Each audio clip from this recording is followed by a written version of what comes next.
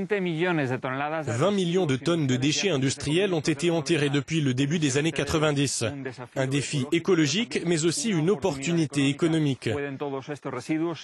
Ces bouts de plastique et de métaux peuvent-ils être extraits et recyclés de manière durable et efficace? Des chercheurs européens creusent en profondeur pour trouver des réponses.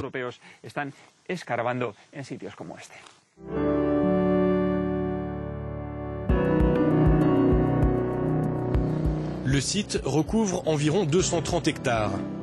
À certains endroits sous la terre, on retrouve 10 mètres d'épaisseur de plastique, de bois, de métaux ou de papier. Pour la plupart des gens, ce ne sont que des déchets, mais pour les scientifiques, on est face à un vrai trésor. Les ordures que l'on trouve ici présentent une quantité énorme de matières premières secondaires et d'énergie que l'on peut récupérer de ces déchetteries et réinjecter dans l'économie. Pour le faire, nous avons besoin de technologies très innovantes pour extraire les déchets, les trier et les traiter de manière précise afin de récupérer les différents matériaux.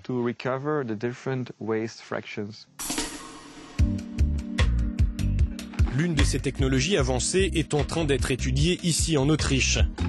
Ce prototype est équipé de 3 détecteurs qui lui permettent de trier les déchets. Pas facile, leur composition et leur structure ont été altérées par le temps passé sous terre.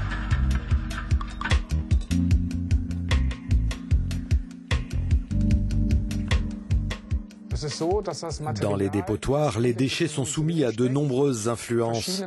La poussière et l'eau altèrent la surface des déchets.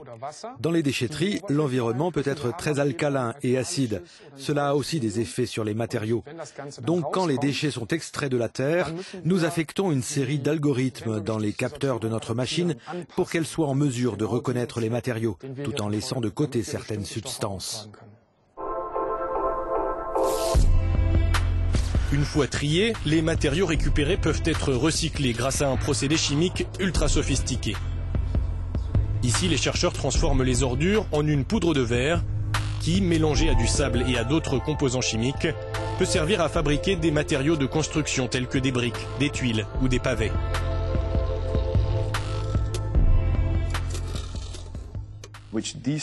La composition chimique de ces produits n'a rien à voir avec celle du béton classique. Ils ont les mêmes propriétés mécaniques. Mais sur le plan chimique, ils sont totalement différents. Ils sont par exemple beaucoup plus résistants aux attaques acides ou aux fortes températures. En Europe, quelques 500 000 décharges enfouies attendent d'être traitées. Pour l'économie et pour l'écologie, les chercheurs assurent que ce serait gagnant-gagnant. Une décharge, c'est comme une maison. Un bâtiment qui, tôt ou tard, commencera à se fissurer. Tôt ou tard, la pollution de l'eau et des terres aura lieu. En d'autres termes, toutes ces décharges auront besoin de ces mesures correctives. L'extraction des déchets enfouis peut combiner 2 objectifs: retirer à jamais les sources de pollution et réutiliser les ressources. D'après les chercheurs, l'extraction des décharges peut devenir une réalité en Europe dans la prochaine décennie, à condition que de nouvelles réglementations soient rapidement mises en place.